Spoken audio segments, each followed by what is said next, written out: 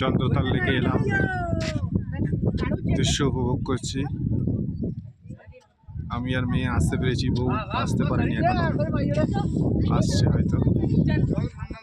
চারিদিকে বরফে পাহাড় রয়েছে, কিন্তু মেঘ থাকার জন্য পাহাড়টা খুব ভালো স্পষ্ট দেখা যাচ্ছে না। চন্দ্রতাল চন্দ্রতাল লেক ভীষণ সুন্দর, ভীষণ সুন্দর জায়গা। যে পাহাড়টা দেখা যাচ্ছে ওইটা যদি মেঘ না থাকতো ওটা হয়তো